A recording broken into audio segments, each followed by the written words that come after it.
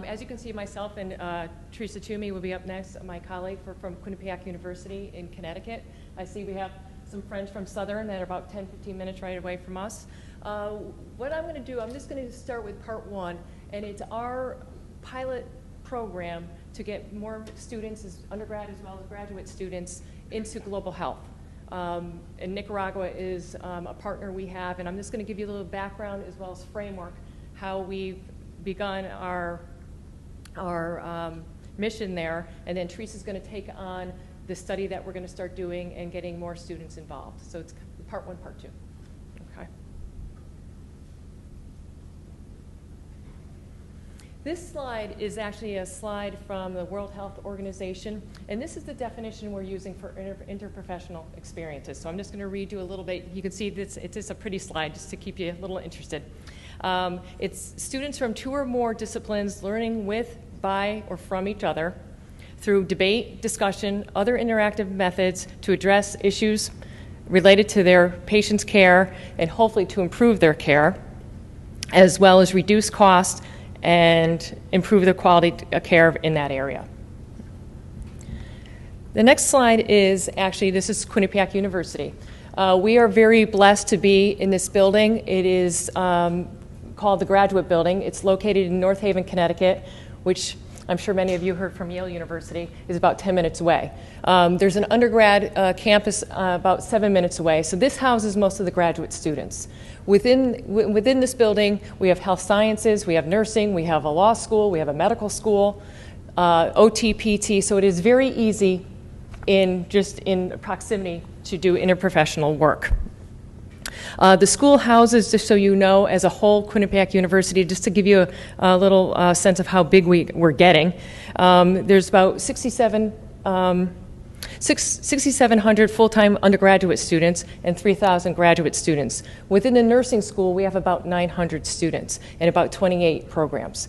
I think all in all, throughout the whole school, there's about 58 programs. So, and we're growing very quickly.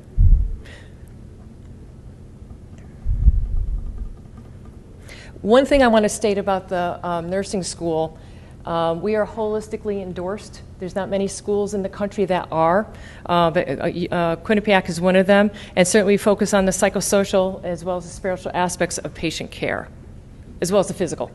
Don't want to leave that out. So why Nicaragua? Of all our own country, never mind countries throughout the world, why Nicaragua? Pretty much it fell into our laps, and I'll get into that into a second. But certainly Nicaragua is in Central America. Let me see if I can get this. Quinnipiac has an alliance with a foundation in Leon, which I will explain in a second. Nicaragua is the largest country in Central America and probably the poorest as well. They are very eager, they are beautiful people, they are very eager to partner with anybody in the United States to get their citizens cared for as well as get their health care trained.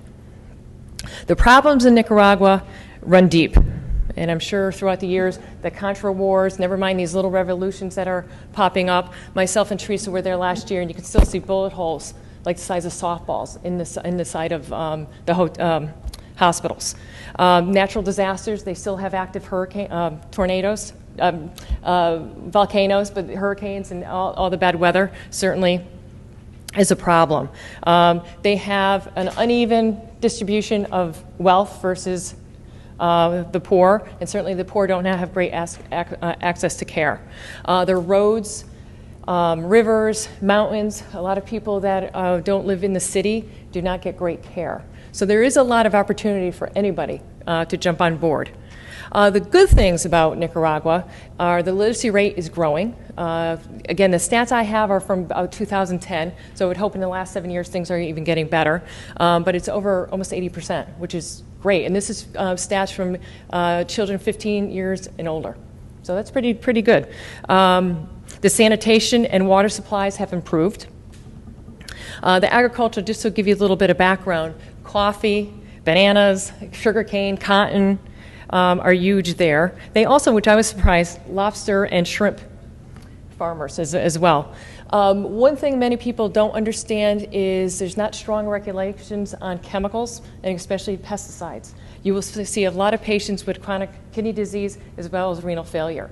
And a lot of it is because of the pesticides. They do a lot of the farming, obviously, and even to get supplies there for perinatal dialysis is very difficult to do. So the expectation that some of these young farmers, young men, will not live to see 40 or 50 years old. And that's just an expectation that's been accepted, which is kind of hard to swallow. This slide, when we were there, it's a beautiful country.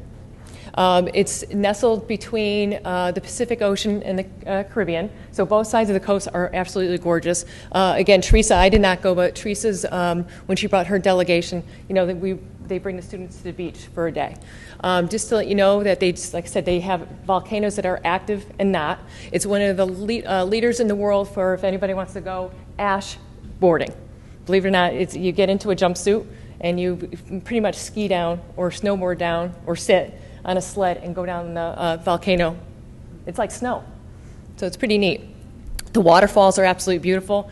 Surfing, it's one of the biggest surfing capitals in the world. I never knew that. When we went in May of last year, you know, tons of people were getting on the airplane with surfboards. So just so you know, there's a lot to learn about Nicaragua. The scope of the problem. The life expectancy from birth to death, for women it's 70, for men it's 70, for women it's 74. So not so bad. The infant mortality rate has declined, but it's the highest in Latin America, and about 29 per 1,000 births. So that's still pretty high. The leading cause of death, just so you know, in infants is intestinal diseases, perinatal distress, acute respiratory infections, congenital issues, as well as malnutrition. And as I said, sometimes when you're out in the mountains and rural areas, the care is inadequate. And again, income isn't, healthcare is free, so to speak, but certainly if anybody has the means, they can certainly buy private insurance, and obviously you'll get better care than you would if you didn't have the means. Again, these are numbers from about 7 years ago, so I'm hoping they improved. But just so we have an idea of why we chose Nicaragua and why we're sticking to it. In 2007, 2010, there was almost 2,500 doctors out there for 2,500 citizens. So that's one doctor. You know, there's 6 million people out there. Okay, so approximately anywhere from 35 to 40% of the population lacked access to care. And again, we have our own problems in our own country, but this again, I'm just trying to highlight the importance of this as well. These are, just so you have a better idea of what we're dealing with, these are called health outposts, and these are out in the rural part of the country. And you can see a nurse usually is manning triage. There's usually a doctor doing both, or if you're lucky, you have a doctor there as well, and you have a pharmacist. And they don't announce like Tuesday, we're going to be down the road and such. It's word of mouth. So some days you might have 2 people, or you might have 50, and then you don't leave until they're all gone. So for a student experience, I'm in the nurse practitioner track. I'm the director of the program. So for our students, it's incredible. This is a hospital in Lyon. As you can see, they don't have air conditioning. But again, people in the city would go to the health clinics within the city, usually within the hospital. Just like our country, it's overrun. The ER, again, is burdened with people just going for trivial things that they could go to a health clinic for. And certainly the hospital needs repair, certainly needs update as well.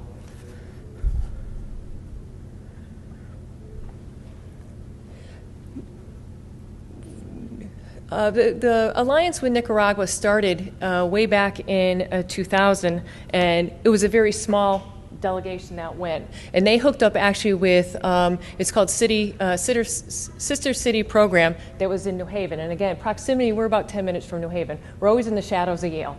We're trying to get our name out there. But again, the reason for pushing this, it's cost effective. You know, we are very close to New York. We're only 2 hours, certainly direct flight. It's cheaper than going to other places. So obviously we always have to think about costs, sadly. By chance, the people in the Global and Cultural Department fell upon 2 city leaders in Lyon. It was just by chance. And I'm going to get to them in a second. And for that, a new affiliation was drafted for 2005. And this partnership, I don't know if anybody's heard about it, University of North Carolina uses this as well. It's a partnership with Alianza Americana. And it's a husband and wife team. Oscar is a physician, and his wife, Ada, is an attorney. Oscar came from an affluent family where Ada, his wife, did not. So they certainly can balance each other very well. But they have the respect of the community and the community leaders. So they navigate very well to get the students good experiences. Without them, certainly the academic and the richness of the culture, we would not be able to give. Their whole reasoning for developing these programs was to establish English in an institution, which led to now leadership as well as business and as a language academy. This is to grow their young population. Usually, again, they're in their teenage years to early college years, okay? And pretty much they act as tutors or translators for our students. So we don't have to worry about the language barrier. And again, their ultimate role is to connect us as faculty as well as students to the best experiences, either publicly or privately. Again, over the last decade, these numbers have just grown. Up to about 800 students have been able to have this experience. So it's a lot. It's a lot. And again, just so you know, that's pretty much we go and we need, pretty much everything is taken care of.